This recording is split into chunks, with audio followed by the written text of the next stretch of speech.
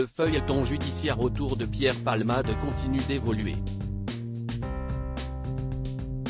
Alors que l'enquête poursuit son cours, l'humoriste qui était jusqu'à ce mardi 25 avril hospitalisé en région parisienne, a été transféré dans un centre hospitalier de Bordeaux, au sein d'un service de médecine physique et de réadaptation afin de se remettre de ses séquelles survenues à la suite de son AVC le 25 février dernier.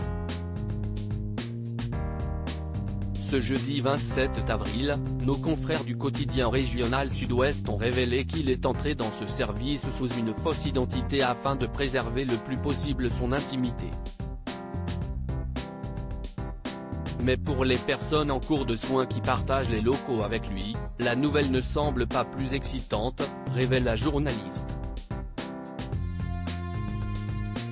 Les docteurs du centre n'ont également pas fait plus de commentaires, si ce n'est un médecin bordelais qui s'est permis de faire remarquer, son état doit être jugé sérieux s'il est hospitalisé là.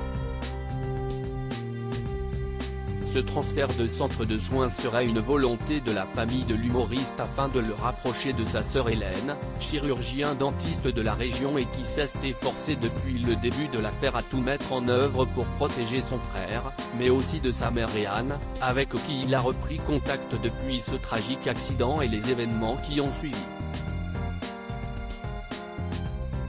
Une décision que les membres de la famille des victimes ont compris et acceptée. Pierre Palmade, Muriel Robin, Michel Larocque, Véronique Sanson. Les femmes de sa ville. Pierre Palmade, pourquoi le 6 mai risque d'être une date importante pour lui. La prochaine échéance attendue dans le dossier concernant l'affaire Pierre Palmade est prévue pour le 6 mai prochain. À cette date, selon plusieurs médias, il est possible que Pierre Palmade puisse bénéficier d'autorisation de sortie de l'hôpital lors des week-ends, si les médecins le permettent. Une petite liberté qui n'entrerait pas en contradiction avec son contrôle judiciaire, l'humoriste étant toujours mis en examen pour homicide et blessures involontaires et n'ayant dans ce cadre pas le droit de conduire, de se rendre en Seine-et-Marne ou encore d'entrer en contact avec les deux passagers qui se trouvaient avec lui au moment de l'accident. Quant à son procès, il devrait avoir lieu d'ici plusieurs mois.